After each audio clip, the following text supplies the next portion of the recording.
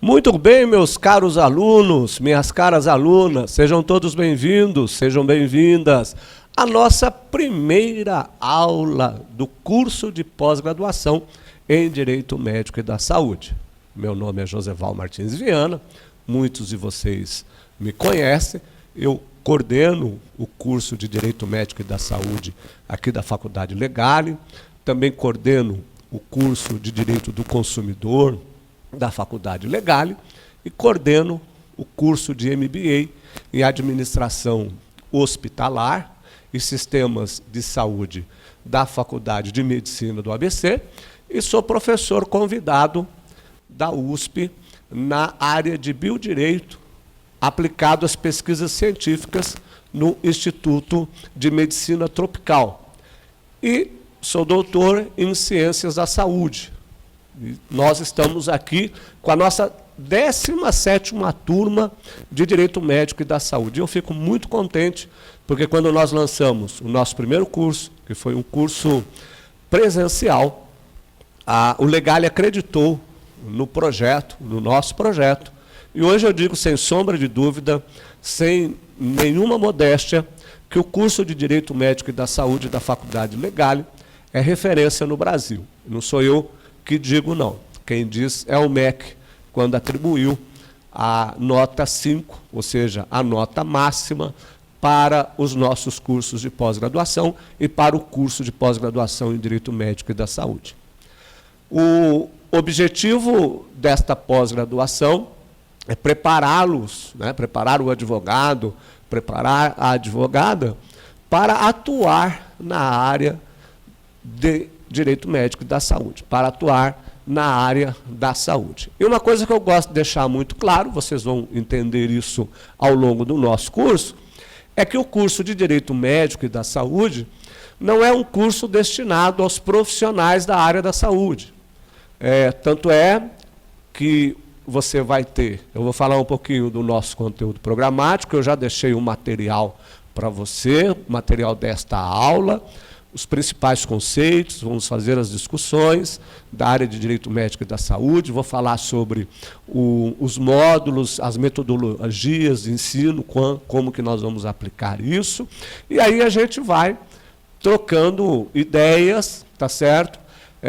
Para que a gente tenha um contato pessoal.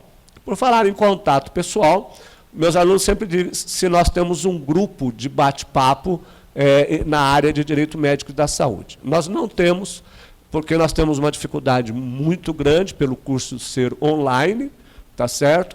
E, em razão disso, o que eu faço? Eu disponibilizo o meu celular para os alunos. Já vou colocar aqui o meu celular. Eu nem deixo o e-mail, porque eu acho que o celular, o WhatsApp, é mais tranquilo a gente discutir, e aí a gente vai estabelecer algumas questões, porque além de coordenar os cursos aqui, eu advogo estritamente na área de Direito Médico e da Saúde, já há mais de 20 anos.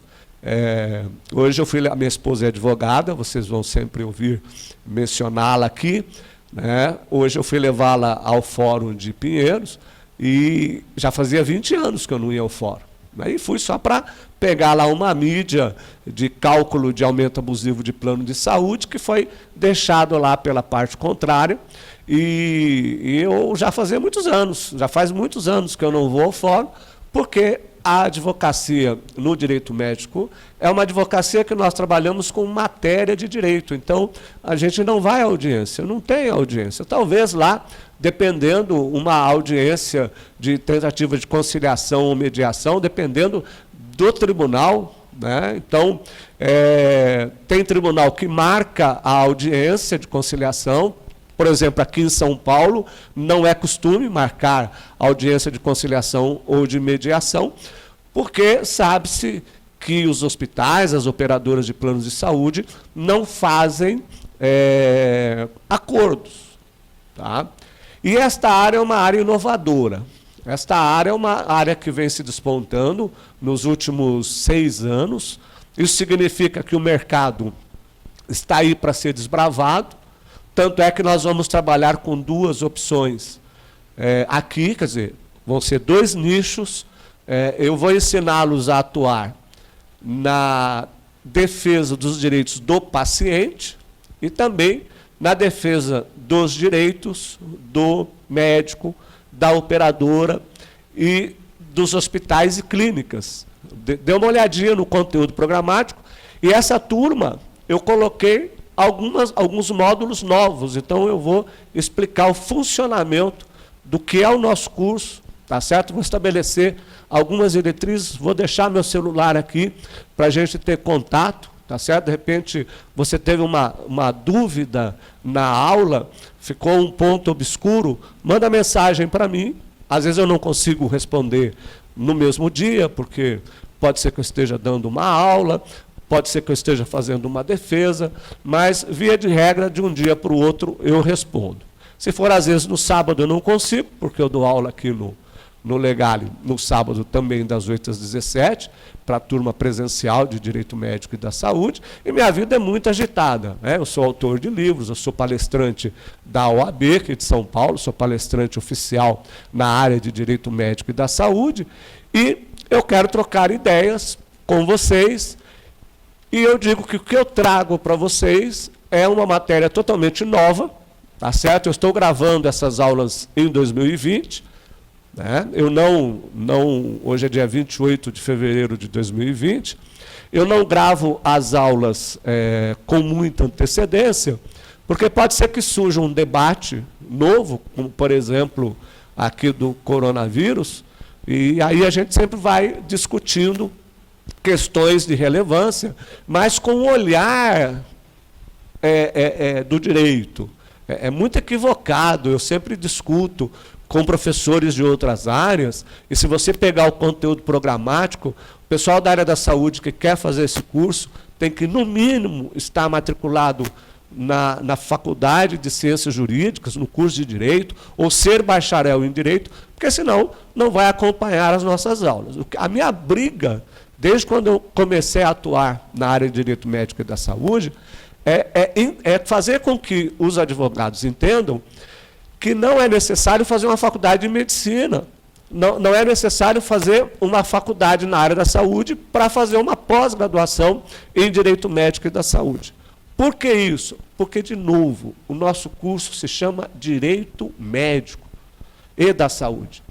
Não é um curso, eu faço debates com professores de outros cursos, e que eu digo, não é necessário saber termos da área da saúde para você advogar nessa área. Cada um no seu quadrado, cada um na sua área de atuação, cada um na sua expertise. Eu não sou médico, eu sou um advogado que me especializei em Direito Médico e da Saúde, que fiz doutorado nesta área e que eu atuo como advogado e não tenho frustração nenhuma. E como eu vejo coordenadores de outros cursos, coloca que talvez ele seja coordenador do curso de Direito Médico e da Saúde por não ter sido médico, olha, isso é um absurdo. Eu sou advogado com muita satisfação. Eu atuo nesta área sem adentrar na área da saúde. Eu fiz ciências jurídicas, eu sou advogado.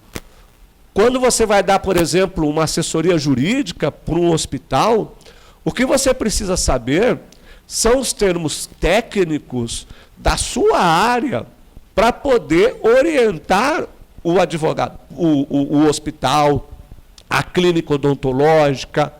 Não é? Nós vamos atuar, coloquei um módulo novo, uma matéria nova, aliás, 2 matérias novas dentro de responsabilidade civil, que nós vamos trabalhar com compliance em saúde, o preventivo. Vamos trabalhar com auditoria em saúde. Então, nós temos muitas coisas para a gente discutir aqui durante o nosso curso. As nossas aulas terão 2 blocos de 45 minutos, tá certo? 2 blocos de 45 minutos. Todas as vezes, com exceção desta aula inaugural, todas as vezes que eu mandar um material para você, eu vou mandar um artigo científico de aprofundamento naquela matéria que nós estamos estudando. todas as minhas teses jurídicas, tudo aquilo que eu vou apresentar para vocês, eu vou fazer com base nas decisões dos tribunais do STJ e do STF. Eu não vendo tese jurídica, vamos dizer assim, de fumaça. Né? Tem uma aluna aqui do presencial, ela diz assim, eu gosto da qualidade da pós-graduação em Direito Médico da Saúde do Legale, porque o professor não vende fumaça. Eu não vendo fumaça para você. O que eu vendo é o posicionamento do STJ, do STF e também dos tribunais. E, em contrapartida, por isso que eu peço para o pessoal que se inscreva, quando se inscreve no meu curso, principalmente o pessoal da área da saúde, que faça, né, que tenha no mínimo, por exemplo, um médico não estaria habilitado para fazer o nosso curso de pós-graduação, a não ser que ele seja bacharel em Direito. Por quê, professor? Porque nós vamos ter a parte prática. Eu já vou trabalhar com vocês a parte teórica, então eu vou dar todos os fundamentos, por exemplo, a gente vai começar a falar sobre erro médico, eu vou dar todos os fundamentos legais e vou falar da petição inicial. Vou falar da estrutura da petição inicial. Quando a gente estiver falando da defesa do médico, quando nós estivermos falando da defesa da clínica, do hospital, eu vou trabalhar a contestação. E toda a tese jurídica da contestação. Olha, quem não é bacharel em Direito ou quem não é advogado ou advogada, não vai acompanhar a nossa aula, porque vai faltar esse conhecimento.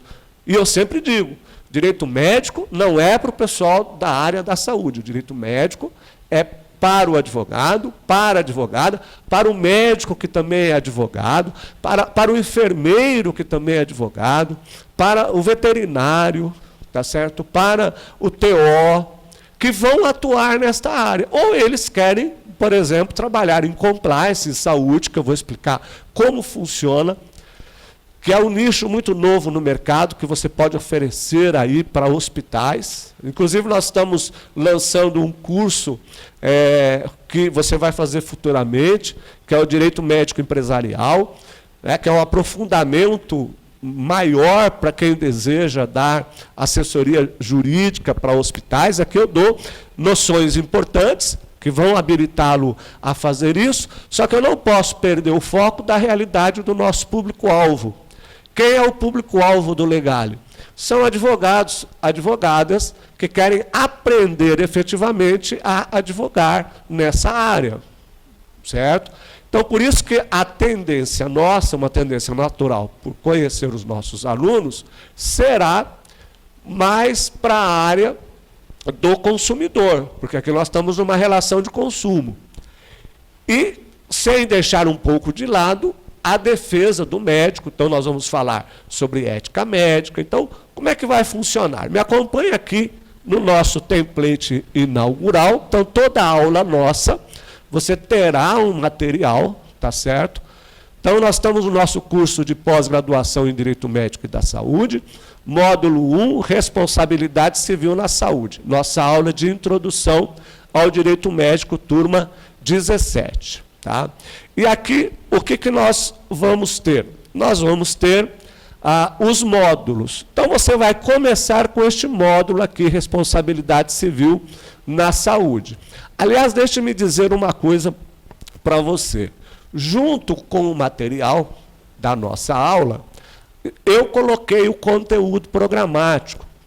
Para cada módulo no conteúdo programático, existe uma bibliografia que eu já montei para você saber o que vai acontecer nas nossas aulas, tá certo? Como eu dei uma reestruturada nas nossas aulas, eu não tive tempo de colocar a matéria no conteúdo programático, porque eu coloquei módulos novos. Então, eu já estou providenciando para que você saiba quais são as aulas que serão dadas, né? Quais são os módulos e as aulas que serão dadas.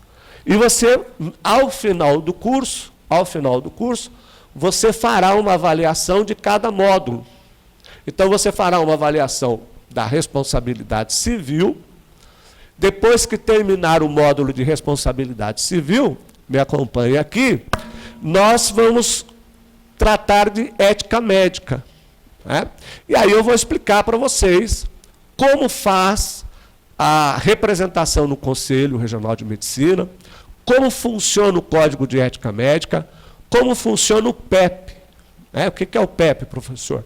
É o procedimento ético profissional, é a representação, é a sindicância no Conselho Regional de Medicina. E vou explicar para você como é a fase administrativa, a defesa.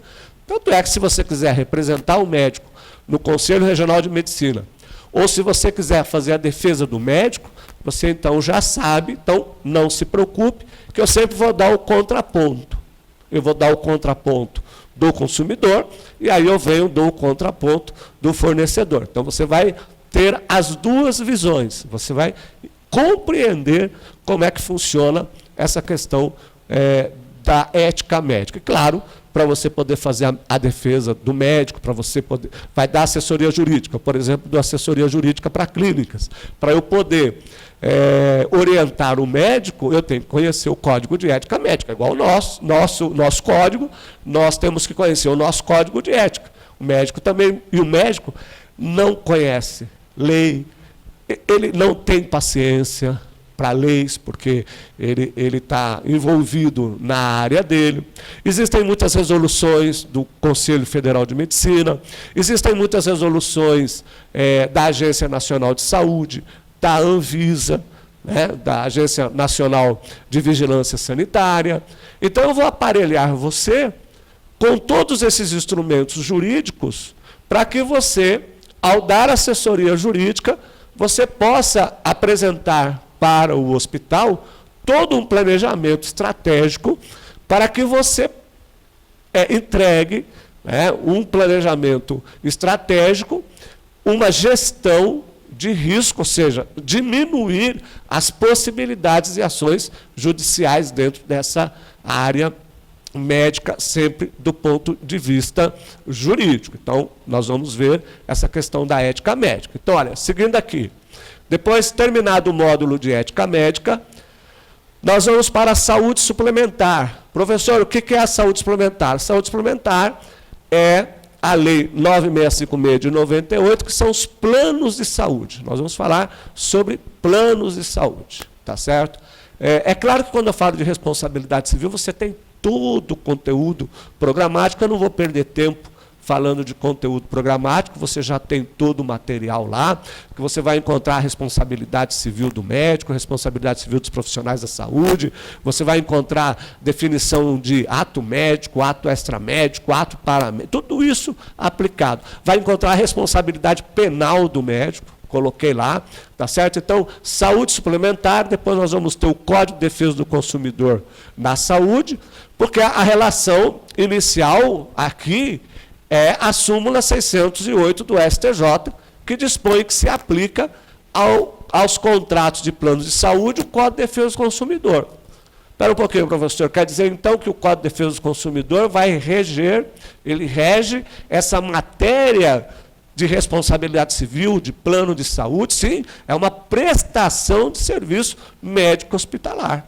Então, nós vamos trabalhar toda esta questão de prestação de serviço médico hospitalar. Então, você tem que ter não só a visão do Código Civil, mas também a visão do Código de Defesa do Consumidor. E, claro, quando se falar de negativa de tratamento, negou, por exemplo, cirurgia bariátrica, negou, por exemplo, a cirurgia epitelial, que é aquela cirurgia de pele, negou home care, né, negou medicamento de alto custo. Como que eu vou preparar a minha petição inicial?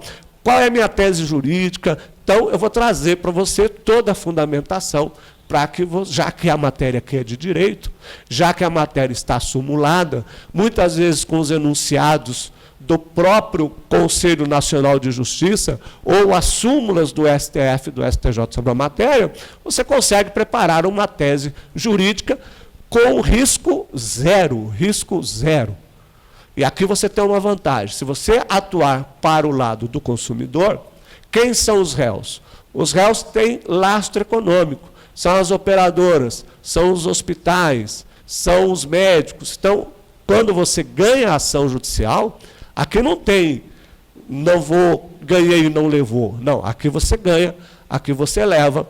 E, claro, ao longo do curso, eu vou dando algumas dicas para vocês de como fazer a captação de cliente nessa área, como você amplia, né, como você busca cliente nessa área também. Vou dar algumas pequenas orientações sobre marketing jurídico básico para que você faça, que você tenha sucesso, como muitos alunos meus têm sucesso. Mas, lógico, quando eu falo que muitos alunos têm sucesso, quer dizer que eles seguiram todo um planejamento para atingir, né?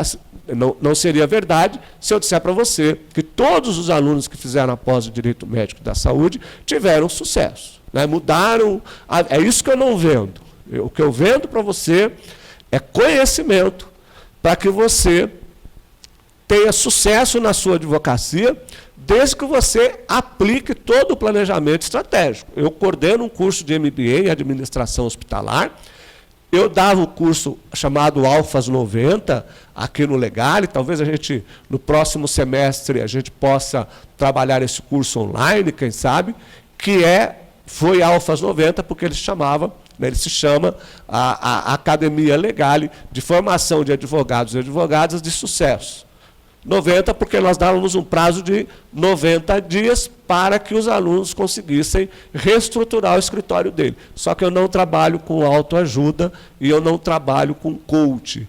Eu trabalho com planejamento estratégico. Eu sou administrador. Eu trabalho com administração, com gestão de escritório, que é isso que leva também ao sucesso. Não é só isso, existe um conjunto, e aí eu vou dando dicas para vocês sobre esses detalhes. Então, Código de Defesa do Consumidor, eu coloquei aqui glosas médicas, porque o que são as glosas médicas? Nós vamos aprender que as glosas médicas são negativas de pagamento, tá certo? Ou de cobertura de medicamento ou de tratamento. E como é que funciona isso? Você tem que ter essa compreensão. Muito bem. Coloquei para vocês, que não tinha nos cursos anteriores, responsabilidade penal do médico na saúde. É importante você entender que o Código de Defesa do Consumidor, a responsabilidade penal do médico ou dos profissionais da área da saúde é muito pontual. Nós não teremos aula de direito penal. Né? Direito penal nós deixamos aqui para o meu queridíssimo professor Capobianco, que é a referência no direito penal e no direito processual penal aqui na Faculdade Legal. O que nós tratamos são de questões bem específicas, voltadas à área da saúde, como, por exemplo, a culpa do médico, né? Se ele, uma lesão culposa, um homicídio culposo, porque o que ele vai responder é exatamente isso, todo o procedimento na delegacia, para que você acompanhe, porque muitas vezes é o que acontece comigo. Muitas vezes, o médico liga para você e diz assim, olha, acabei de receber aí uma intimação, né, ele fala intimação, e eu tenho que ir lá para a delegacia de polícia para prestar esclarecimentos. Eu preciso que você vá junto comigo. E aí, o que você vai falar? Não vamos contratar um advogado penalista, então não vai dar tempo. Então você tem essa atuação na delegacia de polícia é muito importante. Eu me sinto muito à vontade de dar essa disciplina, porque, para quem não sabe, eu fui escrivão de polícia, trabalhei na 8ª seccional, que era Teotônio Vilela, e eu fui escrivão de polícia durante 4 anos da minha vida, que foi o que me ensejou a fazer o curso de Direito. Eu era professor de língua portuguesa, eu fiz letras primeiro, eu era professor do Estado. Quando saiu o concurso público para escrivão de polícia, o salário era maior do que professor de língua portuguesa, né, do Estado, e eu prestei o concurso e passei. Quando eu passei, eu conheci o mundo do direito, e aí me deu vontade de prestar o vestibular para fazer faculdade de Direito, me formei em 95, e já comecei cometendo os erros que todo mundo começa, quebrei 2 escritórios, fali 2 escritórios, até acertar o 3º escritório. E aí as coisas andaram bem, como andaram até hoje, e agora eu já estou me aposentando.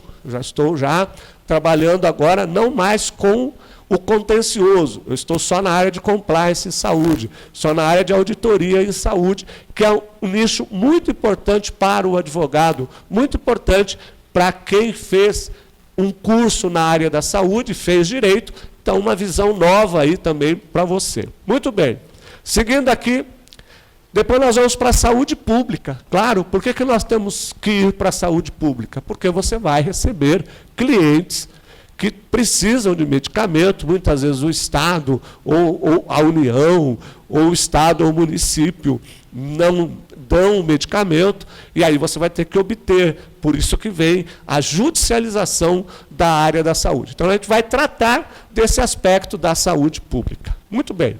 E aí, compliance na saúde, que eu já falei que nós vamos colocar. O compliance atua no preventivo. O compliance não é, não é uma assessoria jurídica propriamente dita. O compliance é o preventivo. Por exemplo, nós vamos falar de prontuário médico. Prontuário médico tem uma norma, tem uma resolução do Conselho Federal de Medicina que os hospitais devem seguir, e eles não seguem.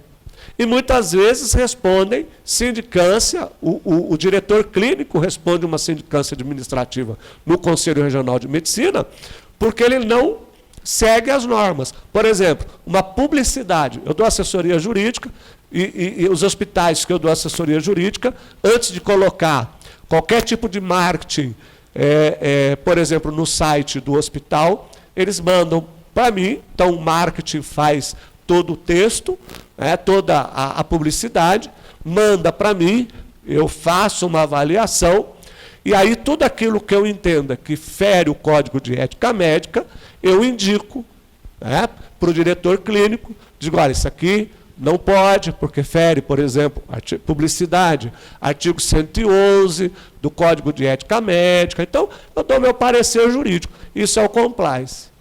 Termo de consentimento informado. O que é o termo de consentimento informado? É aquele documento que o paciente assina para se submeter a uma determinada cirurgia.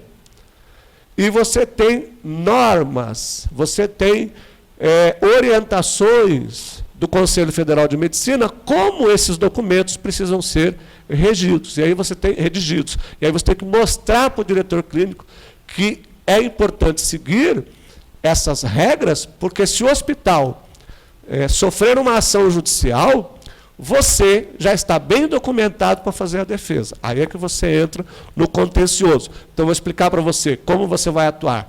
Primeiro, no preventivo, reduzindo as ações judiciais, e, em havendo uma ação judicial, como você fazer a defesa no contencioso. Muito bem, seguindo aqui. Coloquei auditoria em saúde também. Auditoria em saúde é um novo nicho de mercado para os advogados, para as advogadas, pouco conhecido. Não sei se vocês perceberam, o que eu trago para você na pós-graduação de Direito Médico e da Saúde, é o novo mundo do direito.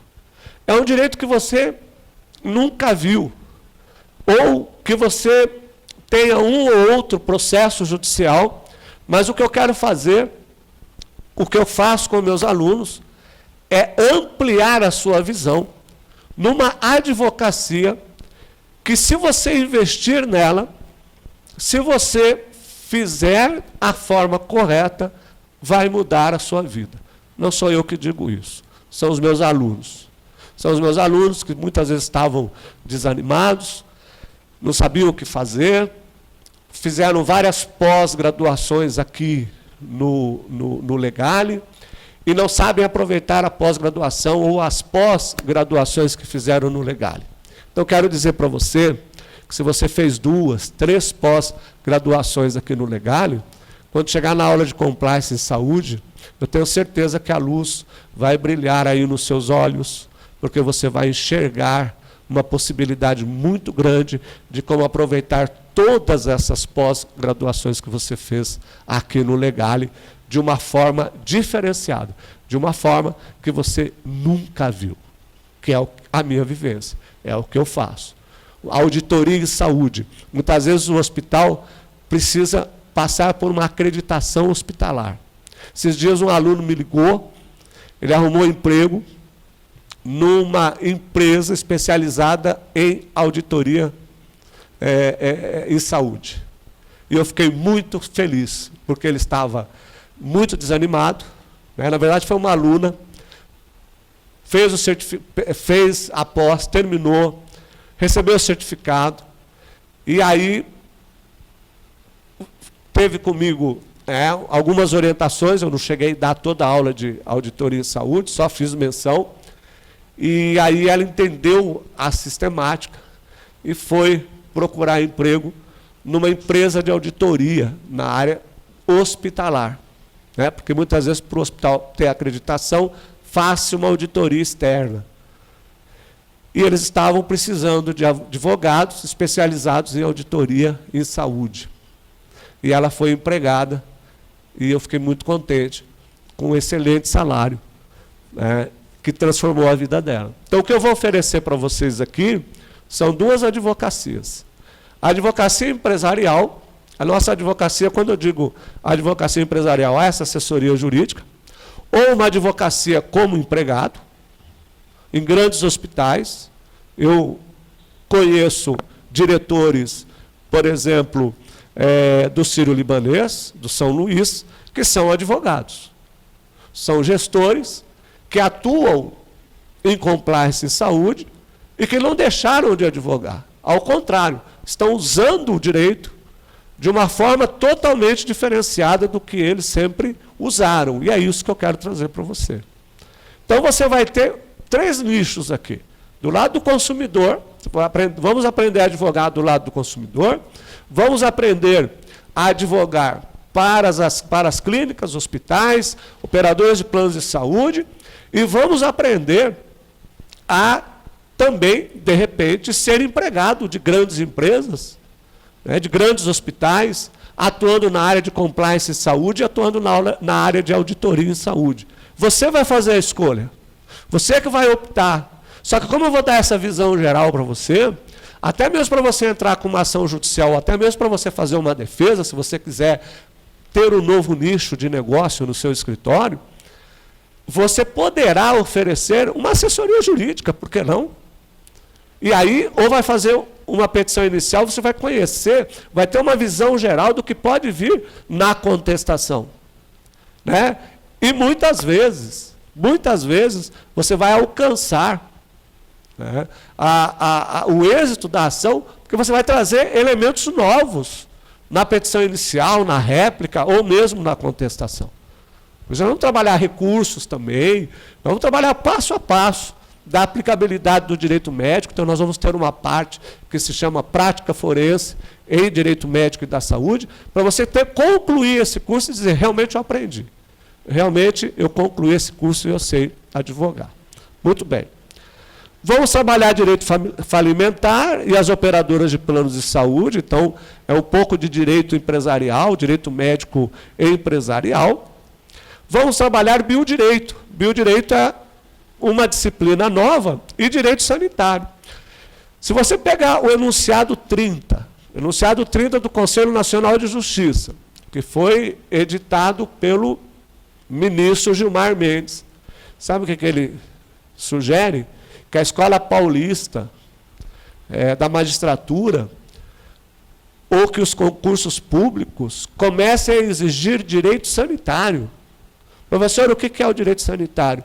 Toda essa questão de medicação, né, canabidiol, que nós estamos vendo aí, medicação de alto custo, NATJUS, que é o Núcleo de Assistência Técnico Judiciário, para os tratamentos, para os medicamentos, e os juízes precisam ter uma orientação maior em relação a isso. Você já pensou, você resolve prestar um concurso público, já com uma pós-graduação em Direito Médico e da Saúde, e que existe no seu currículo, né, como módulo, a área não só de biodireito, porque o biodireito trabalha com as questões de testamento vital, transfusão de sangue, os direitos do embrião, né, o embrião é pessoa, não é pessoa, como ficam as experiências com células-tronco, a operadora é obrigada a cobrir tratamento de células-tronco. Olha, são discussões, e isso tudo, teoria e prática, para você saber como que você aplica isso. Então, para cada finalização da matéria, você já sabe qual é. Então, logo você já vai fazer uma petição inicial aqui junto comigo, que trata de erro médico. Então, você vai saber passo a passo. E o direito sanitário, por exemplo, medicamento que foi vendido e ele já estava vencido. Medicamento que foi, por exemplo, comprou lá a alimentação, fez mal. Tudo isso é relacionado com o direito sanitário. A Anvisa, aprender a fazer defesa técnica na Anvisa, caso o hospital que você dê assessoria jurídica seja notificado. Então, tudo isso é importante para a nossa discussão. Muito bem. Metodologia científica e didática do ensino superior. Eu trabalho com pesquisa científica, eu sou pesquisador na área de biodireito e bioética, e eu sugeri aqui para a faculdade, hoje eu era diretor-geral da Faculdade Legale, hoje eu sou diretor da pós-graduação Lato Sensu aqui da Faculdade Legale, e sou diretor do Núcleo de Pesquisa e Escrita Científica. E eu pedi para que não fosse obrigatório, em razão da resolução do MEC, de obrigar os nossos alunos a fazerem o artigo científico. Porque nós temos objetivos diferentes. Você quer fazer a pós-graduação para advogar. Outro quer fazer a pós-graduação para ele poder obter aí, sei lá, seguir o magistério ou prestar um concurso público. Então, o que eu entendi que fosse o justo? Que o artigo científico fosse opcional, sob a minha orientação, para nós publicarmos em revistas indexadas, tá, de grande impacto, para que o nosso aluno que tem intenção de fazer um mestrado, que tem intenção de fazer um doutorado, ele já consiga abrir portas em mestrado e doutorado por meio dos artigos científicos. Eu tenho 4 alunos do Legale que fazem mestrados aqui na Universidade de São Paulo, eu tenho 2 que fazem doutorado também aqui na Universidade de São Paulo, eu tenho um aluno que está fazendo mestrado em Portugal, e eu tenho uma aluna que está fazendo mestrado na Inglaterra. Alunos nossos do curso de pós-graduação em Direito Médico da Saúde. Por meio de quê? Por meio da escrita de artigo científico. E o que ficou acordado, que eu quero agora confirmar com o Legale, é que vocês que estão ingressando agora não terão mais a necessidade de entregar o artigo científico.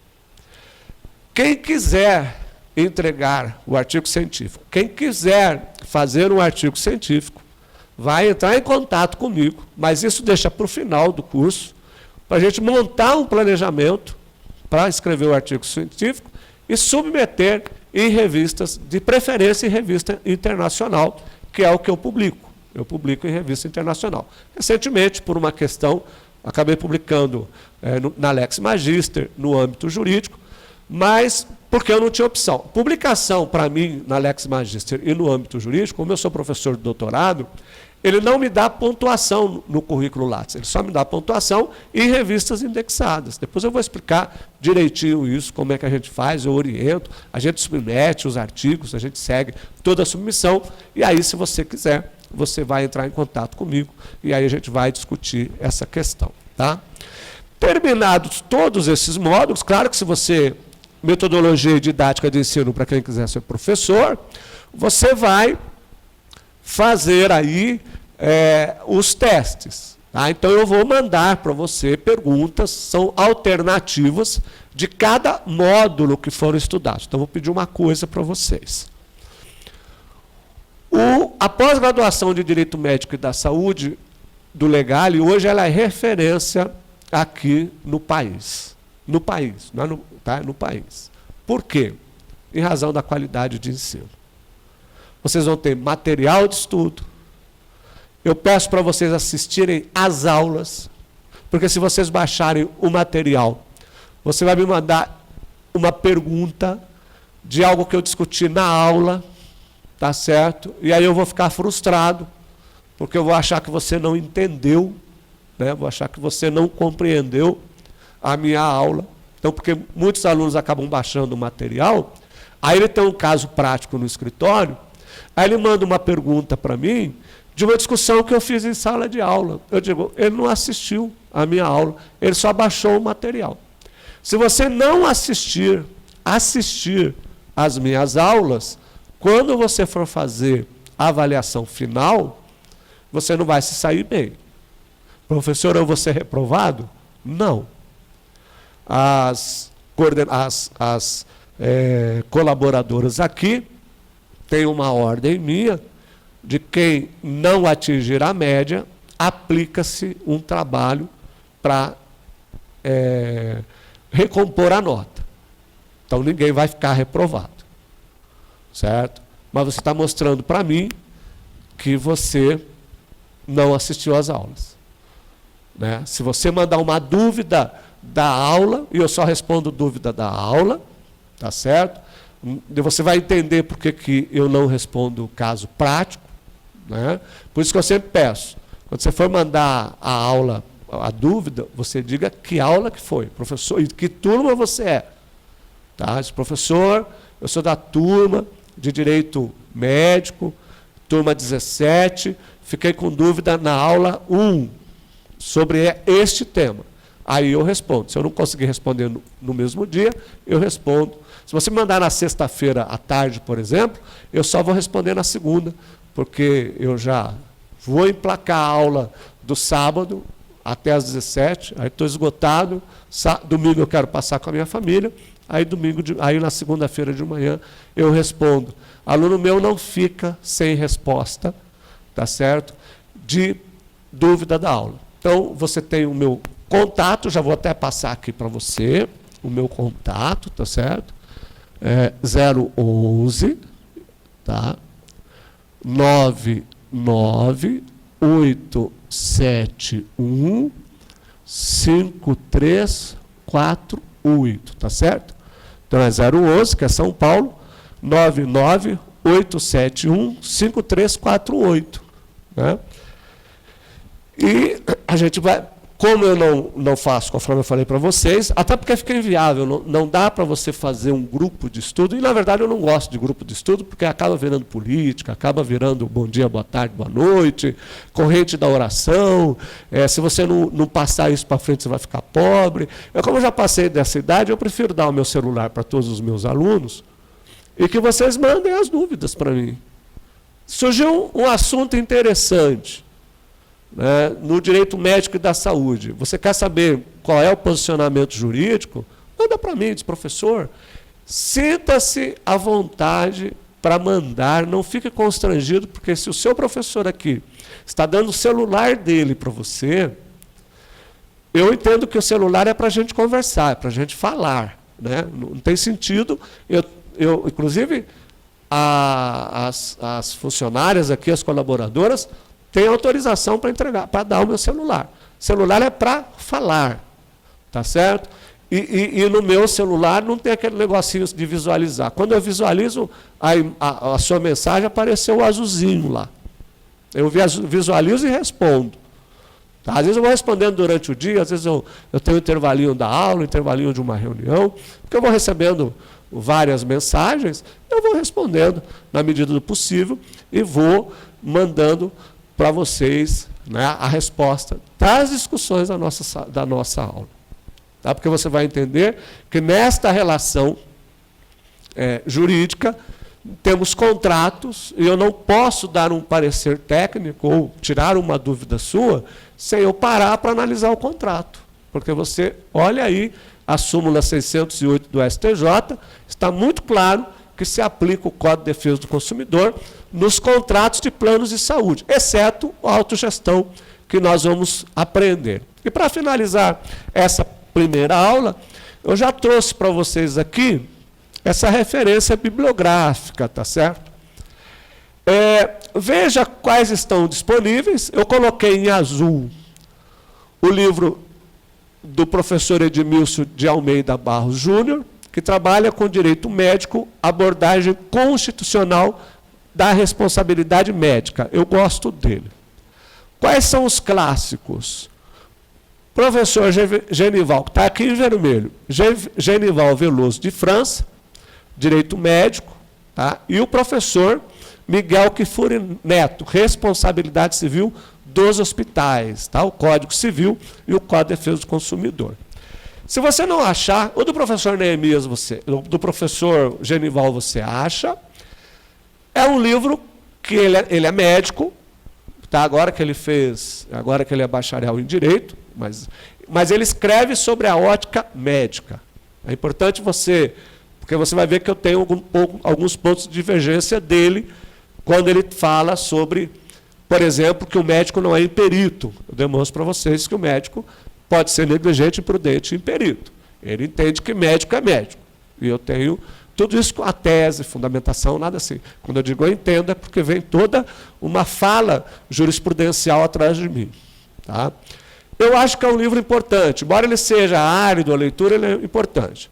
O professor Miguel Kfouri, ele tem um livro de responsabilidade penal, mas eu não recomendo porque a metade do livro dele é jurisprudência. E muitas vezes tem jurisprudência já desatualizada. E o livro eu acho um pouco caro para pouco conteúdo. Agora, o livro dele, da responsabilidade, esse que eu coloquei, eu acho interessante. Se você for dar privilégio para a responsabilidade penal, olha, eu entendo. Do professor Edmilson de Almeida é interessante, e do professor Neemias, que é o último aí, Neemias Domingos de Melo, responsabilidade civil por erro médico, doutrina de jurisprudência. Ele traz aqui, e aí o resto para você ver. Se não tiver um, tenta outro. Até você, eu acho interessante você pelo menos ter um livro de responsabilidade civil médica aí na sua biblioteca. Para cada módulo, eu trago uma bibliografia, na verdade você já tem a bibliografia aí, e aí você já vai seguindo, tá certo? E eu coloquei o meu livro de prática forense em processo civil, teoria e prática, que nós vamos usar. Tá? Ele é da editora Juspódio, vocês podem adquirir diretamente lá. O livro deve custar R$ 60, R$ 59, não deve estar muito caro, não está caro, não. Tá? Que a gente vai usar, está na 3ª edição. O pessoal tem me perguntado sobre um livro de direito médico. Eu estou escrevendo um livro de direito médico, mas eu vou publicar este livro só o ano que vem. Tá? Eu estou trabalhando com outros livros que eu tenho, porque eu estou trocando de editora. Eu trabalhava com a editora Forense, e a editora Juspódio me contratou. Eu publiquei o primeiro livro com eles, pessoal muito honesto. Então eu achei interessante. Muito bem. E aí eu trouxe para vocês aqui a questão do direito médico e da saúde. Mas aí começa a nossa aula. Então aí a gente vai discutir o primeiro módulo sobre responsabilidade civil na área da saúde. Então a gente vai para o nosso intervalo, nosso primeiro intervalo, vamos tomar um cafezinho, vamos fazer um pipizinho, e aí a gente volta com a aula de responsabilidade civil. E aí, mais uma vez, sejam todos bem-vindos, sejam bem-vindas ao nosso curso de pós-graduação em Direito Médico e da Saúde da Faculdade Legale. Até mais!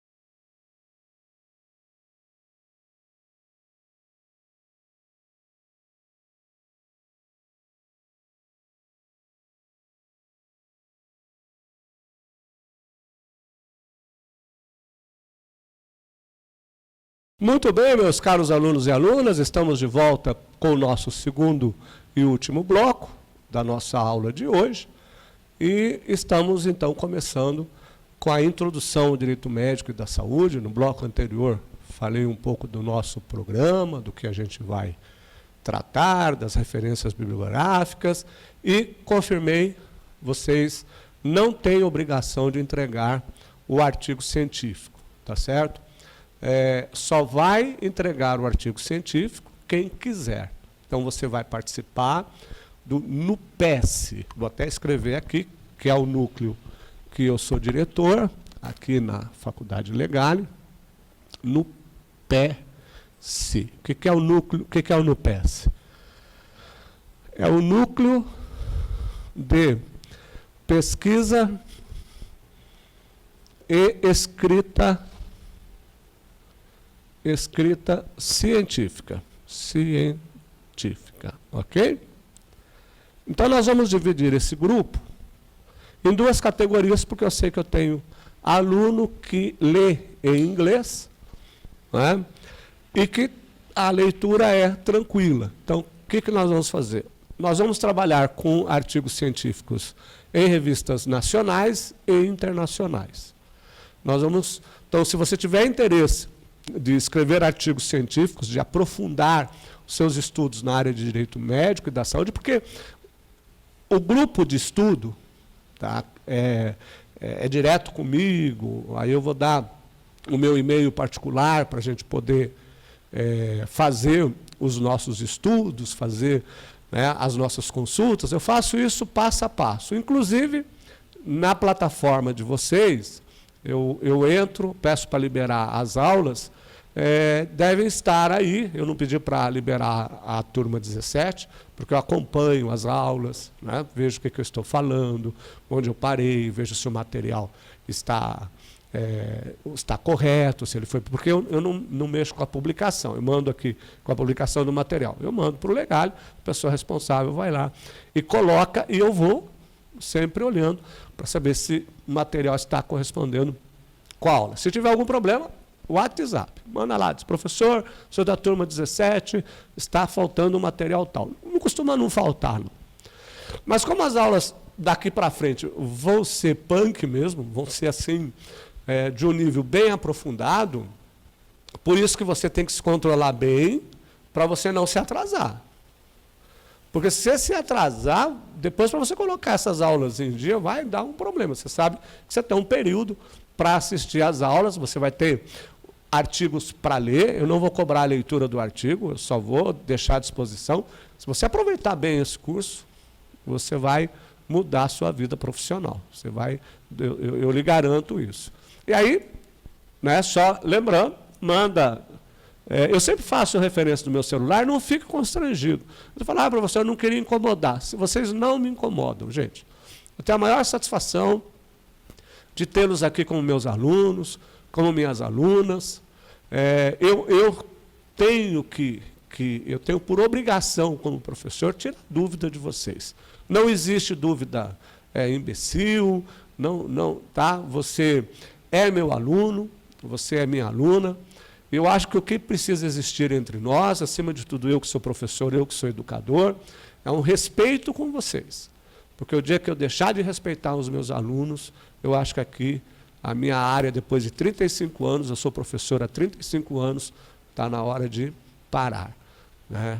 Está na hora de se aposentar. Então, eu quero deixar muito claro que eu tenho um respeito muito grande com vocês. Fico muito orgulhoso de saber que nossa pós-graduação é referência. Estamos na 17ª turma. Não há no país um curso de pós-graduação em Direito Médico que esteja na sua 17ª turma. E eu tenho orgulho de saber que todas as comissões da OAB, têm pelo menos um ex-aluno aqui da Faculdade Legale. E dando show. E tem alunos que participam de congressos promovidos pelo Conselho Federal de Medicina, debates, chegam lá, debate com um grande nível, tá, de conhecimento, e leva o nome dessa instituição. E, claro, leva meu nome, porque eu não quero que ninguém faça pós comigo. Chega no final e diz assim, puxa, não aprendi nada. Muito bem. Então, acho que esses são os pontos mais importantes. Se você tiver alguma dúvida, se ficou alguma coisa obscura, então, você não é obrigado, nem obrigada, tá certo, a entregar o seu artigo científico. Se você for escrever, você será membro do núcleo de pesquisa e escrita científica aqui da Faculdade Legale, tá certo? Isso deixa para depois, vamos criar consistência na matéria, para que você, então, né, escolha qual é o tema que você vai discorrer. E aí, vou deixar, não com uma questão de obrigação, a matéria, eu gravei 15 aulas de metodologia científica para vocês, né, para quem quiser. Vou pedir, se você não tiver na sua plataforma ainda, você vai observar lá a plataforma. Deixa eu quebrar um pouco o protocolo, que eu queria mostrar um negócio, pedir aqui para Larissa. Quero ver se dá para entrar aqui, que eu acho que é uma questão importante para vocês. Deixa eu ver se o Google está funcionando, porque é uma questão, vou colocar aqui, Legale, né? Faculdade. Está aqui já, muito bem. A hora que você entrar aqui na Faculdade Legale, você vai vir aqui na pós-graduação a área do aluno. Tá? Área do aluno. Ok. Você está vendo aqui, é aqui nesta área que você vai estar assistindo a aula, plataforma EAD, tá certo? Consultar a sua grade, quando tem material, quando tem as aulas, estão todas aqui. E aqui você está vendo a sua grade de aula. Ó.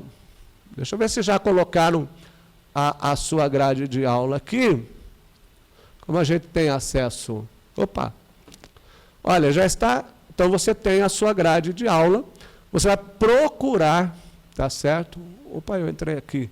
Já entrei na área de todo mundo aqui. Eu não me dou bem com esses negócios aqui. Deixa eu fazer de novo aqui. Área do aluno. Eu já saí clicando aqui. O material disponível. Já estou entrando aqui. Então, olha. Grades mensais da pós. Tá certo? Aqui você tem as outras pós-graduações aqui do Legale. E você vem aqui no direito médico, mas toma cuidado, porque nós temos em andamento o direito médico e da saúde, turma 12, aliás, temos a 10, a 12, a 13, a 14, a 15, a 16. A de vocês é essa aqui, ó, direito médico e da saúde. Tá? Então, esse material aqui vai ficar disponível, aqui metodologia, tá certo? Aqui estou mandando alguns artigos compactados e olha, eu acho que eles já colocaram, muito bem. Está aqui o seu material disponível para a nossa aula de hoje, ó, tudo isso que a gente tem comentado, tá certo? E aqui tem o seu conteúdo programático. Tá? Uma observação, está aqui o seu conteúdo programático, para você saber o que nós vamos estudar. Então, o nosso curso está bem... para cada ética médica, temos a matéria, temos aqui as referências bibliográficas, saúde privada, matéria. Então, está aqui bem, sempre com a bibliografia. Não entre, recomendo você a não entrar, porque você tem acesso às outras, nas outras pós. Na turma, por exemplo, eu quero ver o que a turma 13, 14 tem. Não. Por que não? Porque tem material lá, tem petição lá, tá certo? Mas você pode ter, por isso que eu peço para não apresentar as minhas aulas gravadas, por exemplo, essa turma 17, eu estou com uma turma online, aliás, a turma 15, que começou agora. E eu estou gravando a aula para vocês da turma 17, que começou em 2020. Por quê? Porque tem muita alteração, tem teses jurídicas que mudam. E, às vezes, aquela petição inicial, meus alunos já estão orientados a seguir as modificações para atualizar a petição. Então, você tem que tomar muito cuidado, porque você pode usar uma petição inicial minha, das outras turmas, que já esteja desatualizada. Então, vocês vão receber todo o material atualizado, todo o material novo, né? Por isso que a gente não repete as aulas. Por isso que eu falei para vocês, nós estamos gravando 28 de fevereiro de 2020, e que eu vou gravando de acordo, né? Não gosto de gravar muitas aulas, porque às vezes tem uma decisão importante do STJ ou do STF sobre o assunto, eu não gosto, eu gosto de ter o meu curso atualizado. Então você vai ter o curso, é ruim você fazer um investimento e ter um curso desatualizado, não é verdade? Então aqui você não vai se preocupar com isso, porque o seu curso está totalmente atualizado. Muito bem. Eu coloquei aqui para você o seguinte, ó. O direito médico e da saúde é uma área inovadora que está em ascensão e tem se tornado para os advogados e advogadas um excelente nicho de mercado para atuar a favor do paciente, defendendo seus direitos tanto na saúde privada quanto na saúde pública, principalmente requerendo judicialmente os tratamentos e medicamentos solicitados pelo médico e que lhes foram negados. Além disso, após fornecerá subsídios para assessoria jurídica de hospitais, clínicas médicas, clínicas odontológicas, clínicas veterinárias, empresas farmacêuticas, operadoras de planos de saúde e assim por diante. Olha o gráfico que eu trouxe para vocês aqui. Eu não consegui, ainda não saiu nenhum gráfico para 2020, tá certo? Foi um aumenta o número de casos de erro médico no Brasil. Isso nós estamos falando do ano passado, publicado em 1º/13 de 2019 e atualizado em 5/8 de 2019. O autor é Regina de Como. Vasectomia realizada em paciente que deveria ser operado de fimose. Diagnóstico de tumor benigno que se desenvolveu como maligno e levou uma mulher à morte. São exemplos de casos que chegam frequentemente à justiça no Brasil. De acordo com o Conselho Nacional de Justiça, são abertas diariamente 70 novas ações por erro médico no Brasil. Os números são impressionantes, estamos falando de 2019. Atualmente chegam 3 novos casos por hora.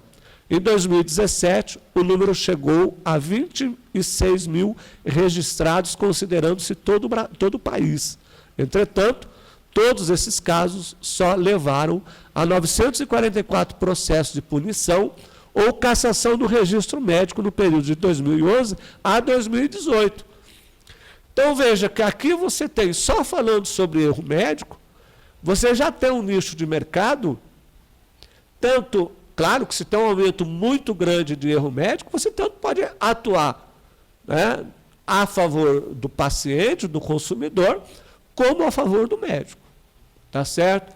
Eu tenho aluno que só faz consumidor, eu tenho aluno que só faz médico, e eu tenho aluno como eu também, eu tanto faço médico, como eu faço também consumidor.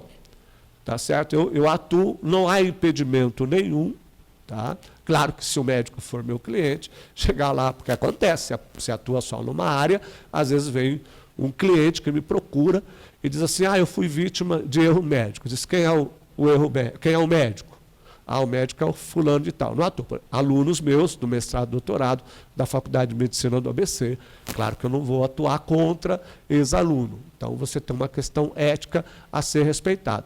E aí você pode escolher, pode fazer os dois, né? Ou seja, pode atuar a favor do paciente, como atuar a favor do médico, como atuar a favor dos hospitais e também, né, das clínicas em geral.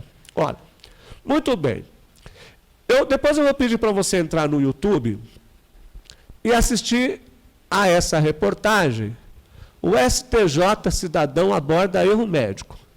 O que caracteriza o erro médico e qual o entendimento do STJ em casos julgados na corte? Então, já coloquei aqui o link para você, né, assistir aí, para você ter uma noção. Eu vou bem devagar aqui, nesses primeiros passos, já digo para você, que a responsabilidade civil na área da saúde não é tratada como a responsabilidade civil, a parte introdutória, quem tem o livro da professora Maria Helena Diniz, ou mesmo do professor Pablo, né? Eu sei que da professora Maria Helena Diniz é o volume 7. Né? O do professor Pablo eu não me lembro, deve ser isso também, 6 ou 7, que fala sobre a responsabilidade civil. Claro que o livro do professor França, o Genival de França, é considerado um dos livros assim, clássicos, como o professor Miguel Kfouri. Eu oriento você a não ficar comprando livros assim. Compre um, leia. Tá? Depois que você lê, você compre o outro. Se você tem muitos desses livros que são e-book, então se você tem lá o Kinder Ovo, no Kindle, você pode baixar os livros para você ler. Tá? Não baixa tudo, assim, não compre tudo. Vai devagar, porque vocês vão se empolgar com a minha fala, e aí já... Então, vamos lá, devagarzinho. Muito bem, professor. Eu acho que já chegou a hora de nós entendermos, primeiro, o conceito de responsabilidade civil médica. Isso. Antes de eu entrar no conceito de responsabilidade civil médica, alguns aspectos a gente precisa entender. Aliás, o que eu coloco aqui na lousa não está no template.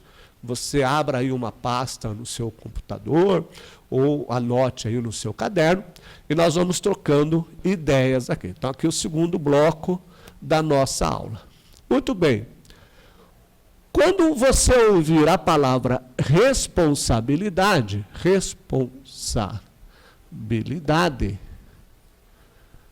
né? No nosso caso aqui, é uma responsabilidade civil, tá? Nós estamos falando efetivamente em prejuízo. Nós estamos falando efetivamente em dano. Então, um médico que você vai aprender, ele recebe o nome de médico assistente. Primeiro termo técnico que você precisa entender é que o médico assistente é aquele que presta socorro, né? Não vou pôr socorro, vamos colocar, é aquele que presta assistência ao paciente. Ok? Muito bem. Então é muito comum, até mesmo nos acórdãos, você verificar que o tribunal se refere ao médico assistente. Não é que ele tenha um médico que seja titular e ele seja um médico assistente. Não, o médico assistente é o titular. Por quê? Porque ele que dá assistência à saúde, assistência básica ao paciente. Então, é aquele que presta assistência ao paciente. Ele tem sinônimos na literatura. Ele pode ser chamado também de facultativo. Às vezes, no acórdão, vem a palavra facultativo, que é médico, é sinônimo de médico. Então, uma palavra mais antiga que eu não recomendo que vocês leiam, mas se você for, de repente, ler, talvez até o livro do professor, acho que Miguel Kfouri, fala em esculápio. Esculápio. Não usa essa palavra não, tá? Muito feia. Tá? É uma palavra antiga. Mas se você encontrar que o erro foi do esculápio, é horrível, é o médico assistente ou facultativo. O facultativo é mais usado, só que eu peço sempre para você usar uma linguagem jurídica atual. Então, procure sempre fazer referência ao médico assistente. Muito bem. Responsabilidade é a atuação do médico assistente, não precisa copiar, que a gente já vai, só preste atenção aqui. A responsabilidade civil do médico é exatamente a atuação do médico no exercício da profissão que causa prejuízo, que causa dano ao paciente. E esse dano tem duas vertentes. Né? Na verdade, ele tem três vertentes, que vai ser a sequência da nossa aula. O dano material, né? O dano estético e o dano moral. E esta vai ser a sequência dos seus pedidos da petição inicial. Por quê, professor? Porque quando você fala em dano, o que o seu cliente está almejando naquele momento não é um dano moral. Imagine você, e isso é muito comum, e nós vamos trabalhar um estudo de caso para montar a nossa petição, depois que nós já estivermos já bem, com a teoria bem fundamentada. Imagine você que por uma questão de um erro médico obstetra, houve lá uma anorexia, tá? E a criança nasceu com paralisia cerebral. Tá? Eu só vou passar a informação de um ou outro termo técnico que seja essencial para nós, mas você não precisa fazer uma faculdade de medicina para atuar. Né? Tem professor de direito médico que acha que o advogado é obrigado a saber, né, os termos técnicos. Nem o juiz é obrigado a saber. Nós temos uma visão legal. Tá? Anoxia, ou anóxia, é erro médico, que causa, por exemplo, uma paralisia cerebral. Pergunto para você, qual foi o impacto desse dano? Inicialmente foi um dano material. Essa criança vai precisar de cuidados. Muitas vezes um dos pais pede demissão do emprego para ficar cuidando da criança. Muitas vezes precisa de uma alimentação especial. Muitas vezes precisa de uma pensão mensal vitalícia, a gente vai aprender isso, porque a mãe pediu demissão do emprego. A criança vai precisar de uma pensão mensal vitalícia também, porque eu tenho cuidado na criança que foi vítima do erro médico. A mãe não está preocupada com o dano moral. Você sabe por quê? Porque a limitação de um dano moral é de R$300 mil. O advogado que não é especialista em direito da saúde, em direito médico da saúde, ele faz um pedido de 2 milhões, 3 milhões de reais. Cara, esquece. Não vai ter. O máximo que ele vai ter, se o STJ for benevolente, a título de dano moral, é R$300 mil. Ficou barato para a operadora.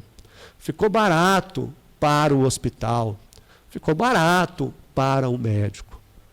Pagaram os 300 mil, se isentaram da responsabilidade. Eu pergunto para você, quanto tempo vai demorar esse dinheiro, esses 300 mil, para acolher aquela criança que foi vítima de erro médico, ou aquele cidadão ou aquela cidadã que foi vítima de erro médico? Passa, porque eles precisam de cadeira de rodas, alimentação, fralda, né? Precisa de tratamentos especiais. Então, quando a gente elabora a petição inicial, a primeira coisa que nós vamos requerer ao juiz são os danos materiais, pleiteando, inclusive, salário. Vamos imaginar que foi a mãe que pediu demissão para ficar com a criança, salário para a mãe, um salário para a criança. São salários vitalícios. Não tem nada a ver, né? Quando tem muita gente de direito previdenciário que faz a minha aposta, e que diz assim, mas professor, mas em relação ao INSS, não tem nada a ver. O INSS é um pagamento que a pessoa recebe, não vou usar o nome técnico porque eu não sei, quem é da área do direito previdenciário sabe, né, que é o auxílio lá que eles recebem, pelo fato daquela criança ter sido, por exemplo, vítima de paralisia cerebral. E eu não vou nem compensar esse pagamento realizado pelo INSS, porque esse é direito da criança. Agora, se eu for compensar, se eu for pedir abatimento, ou se na defesa o advogado médico disser assim, mas recebe o INSS, gente, não tem compensação. A pensão mensal vitalícia por erro médico não tem nada a ver com o benefício do INSS. Uma coisa é uma coisa, outra coisa, a gente vai aprender, inclusive, a fazer o pedido, inclusive a requerer ao juiz que coloque a mãe e coloque a criança na folha de pagamento da operadora e do hospital, né? Não do médico, porque às vezes pode ser que ele... Agora, operador, hospital é mais garantido. Operadora Sul-América. Sul-América paga. Eu tenho clientes que recebem salário da Sul-América, vitalício, porque o médico, conveniado da Sul-América, cometeu um erro. Então, o que a criança, o que os pais estão pleiteando num primeiro momento, é essa pensão. Fixada a pensão, tem medicamento, tem tratamento, né? Ficou com dano estético, porque com paralisia cerebral você sabe que o corpo da criança fica toda retesada, né? Então teve um dano estético, então vou pedir um valor do dano estético. E aí sim, eu vou pedir um valor de R$300 mil, que seja de dano moral. Mas veja, o que é importante para ele não é o valor do dano moral, o que é importante para ele é a qualidade de vida. Não adianta eu pedir 3 milhões de reais que o juiz não vai dar, não existe nenhuma. Eu faço sempre um desafio para os meus alunos. Eu passei a requerer, a título de dano moral, e aí a gente vai trabalhar esse caso, 600 mil reais, mas na somatória vocês vão entender por quê. Se você achar pelo STJ, não vale TJ, porque eu vou ensiná-los a discutir a matéria até recurso especial e recurso extraordinário na área de direito médico e da saúde. Porque às vezes o juiz dá 800 mil, 500 mil, chega lá no STJ, ele reforma o dano moral. Então nós vamos aprender a focar primeiro no dano material.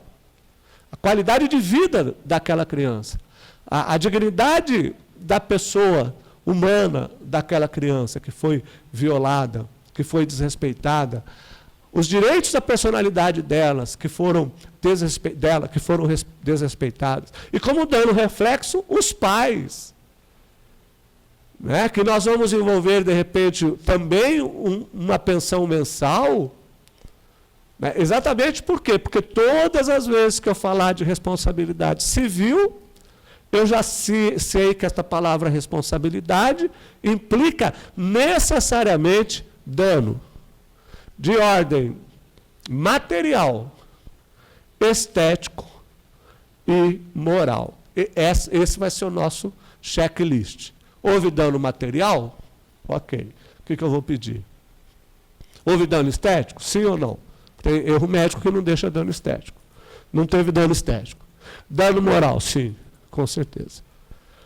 Você percebeu? Então venha comigo aqui. Vamos para a nossa definição aqui do que é, né, a responsabilidade civil médica.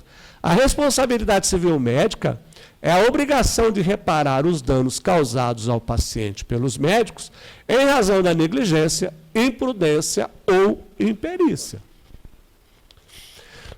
Tá certo? Claro que você vai interpretar isso do modo extensivo. Por quê?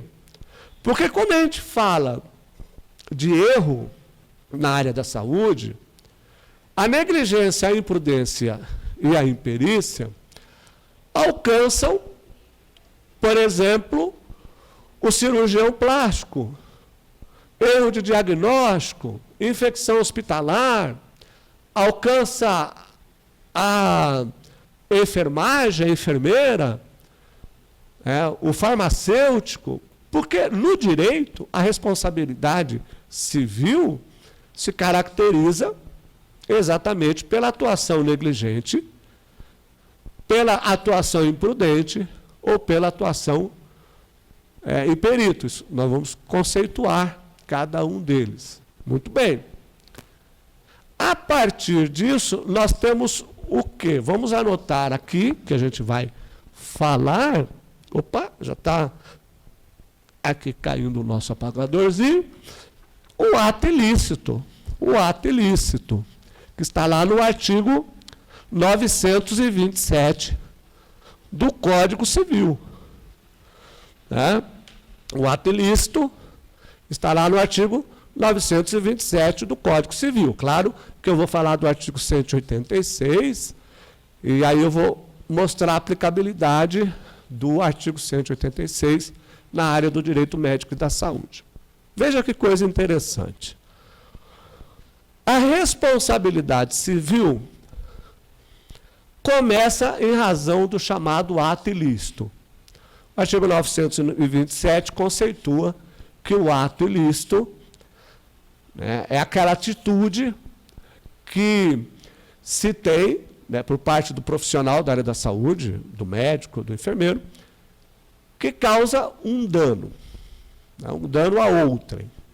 Então, o que é indenizável é o ato ilícito. Então, não me lembro que turma que foi, eu dizia o seguinte: esquecer uma gaze no interior do paciente, ou esquecer um instrumento estranho no interior do paciente, não gera dano por si só. Ficava todo mundo estarrecido, havia aquela discussão, até que o STJ julgou improcedente uma ação judicial, porque o médico esqueceu a gaze no interior do paciente, ou a compressa, né? O pessoal da área da saúde fala: professor, não é gaze, é compressa. Gente, o nosso aqui do direito é aquilo que eu falo, a gente não usa termos técnicos, nossos termos são jurídicos. Então, para a gente, então você vai achar acórdão do STJ que fala gaze, você vai achar acórdão que usa a compressa. O que é importante para nós é se houve negligência, imprudência e imperícia. Você deve estar pensando o seguinte: você dizer, professor, como que o médico esquece? Né? Ele foi negligente, ele esqueceu uma gaze no interior do paciente, não gerou dano.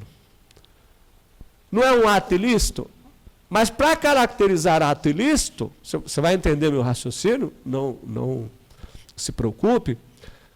Para caracterizar o ato ilícito, o médico precisa prejudicar alguém. Prejudicar. Se ele não prejudicar, não houve ato ilícito. Não é, professor? Calma, calma. Eu falo para você que, olha, me acompanha aqui. Conceito de ato ilícito no erro médico. Ato ilícito médico é todo o ato do médico praticado culposamente, negligência, imprudência e imperícia, em desconformidade com a norma destinada a proteger interesses do paciente, causando-lhe danos materiais e morais, e muitas vezes dano estético. Aí você tem os pressupostos da responsabilidade civil. No artigo 186, você tem aquele que, por ação ou omissão voluntária, negligência ou imprudência, violar direito e causar dano a outrem, ainda que exclusivamente moral, comete ato ilícito. Muito bem. Ó, antes, tá, vou continuar porque depois a gente vai. Eu quero que você pense a petição inicial. Então nós vamos trabalhar a petição inicial, né, no artigo 319 do Código de Processo Civil, tá? Independentemente do valor da causa, toda ação judicial por erro médico deve ser distribuída na Justiça Comum Estadual. Você não vai... E essa semana eu vou fazer uma defesa de um médico que ele foi acusado de ter errado, né, ter cometido um erro médico, e o advogado distribuiu a ação judicial no JEC, no Juizado Especial Cível. Tá, pedindo lá, acho que R$30 mil. Você sabe que a Lei 9.099/95 é até 40 salários mínimos. Só que tem um problema, gente.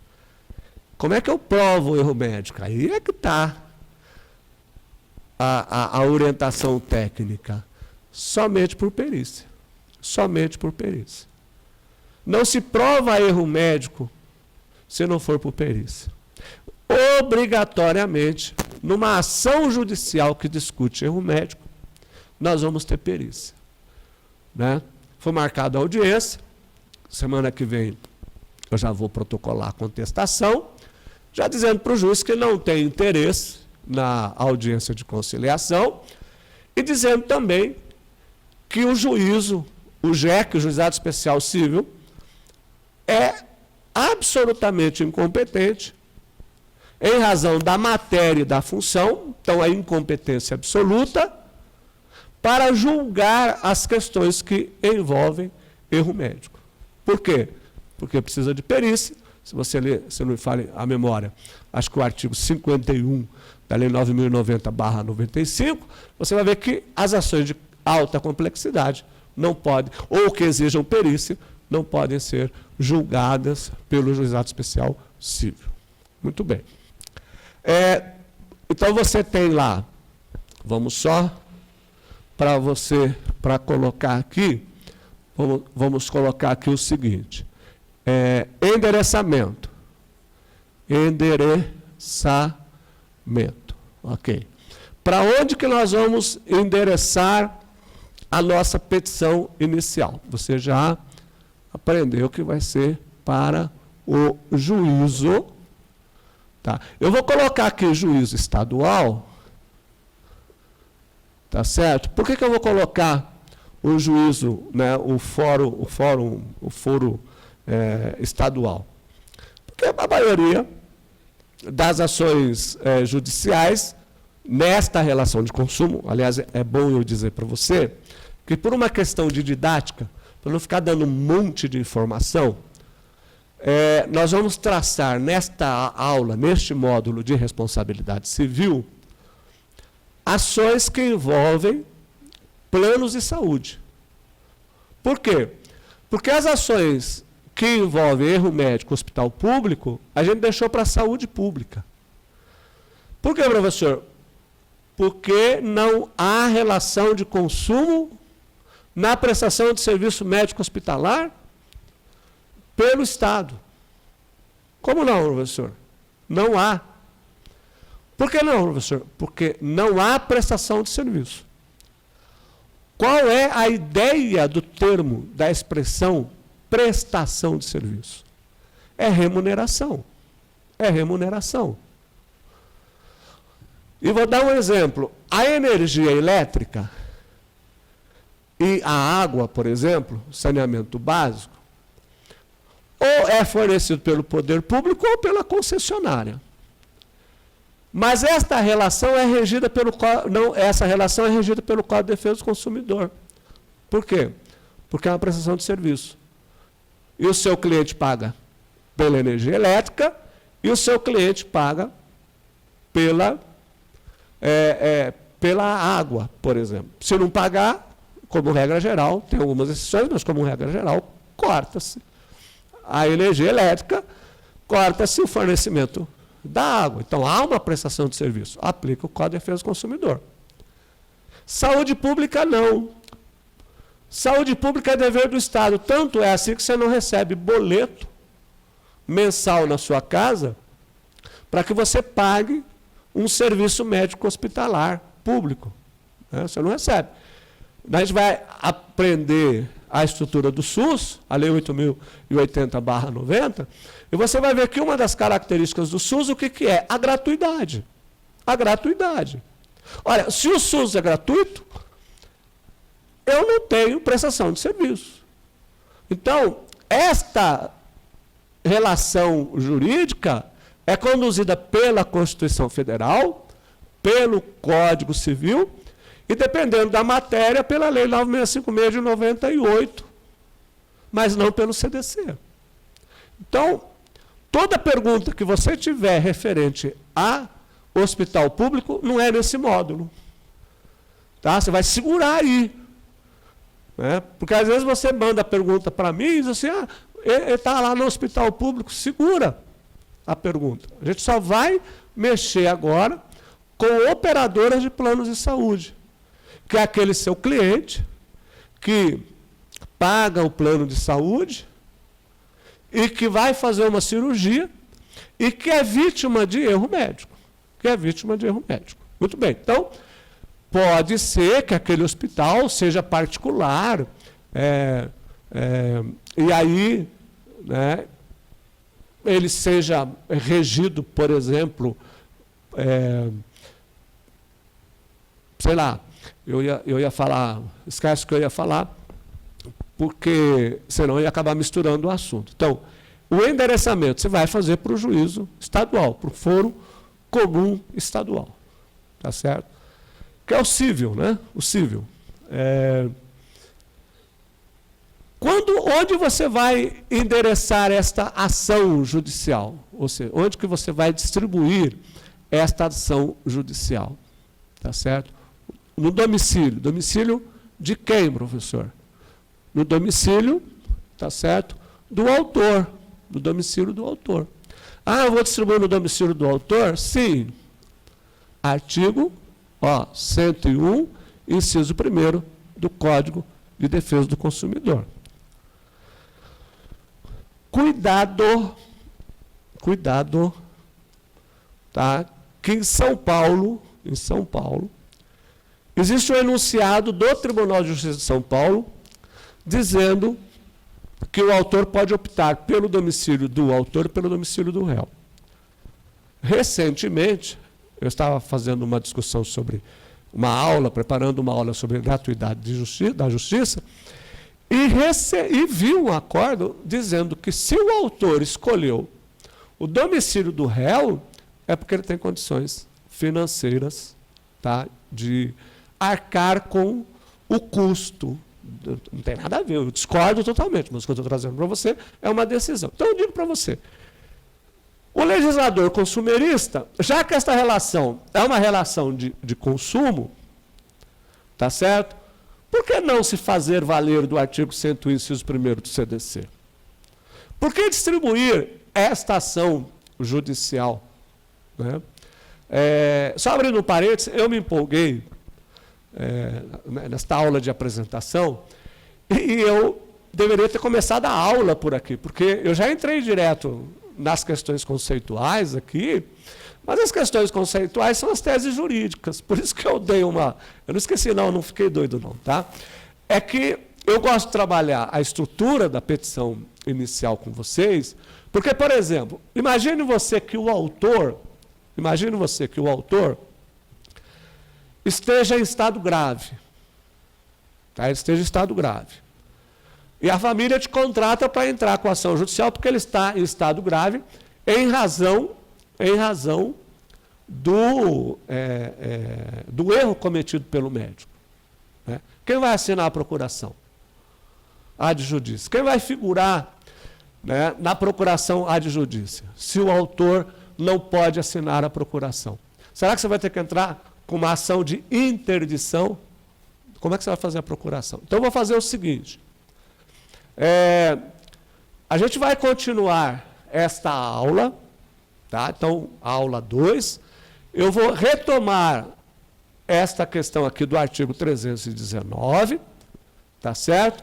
E aí, a hora que a gente chegar, fato, fundamento jurídico do pedido e fundamentação legal, aí eu retomo essa parte que você já tem aí, para a gente montar o quê?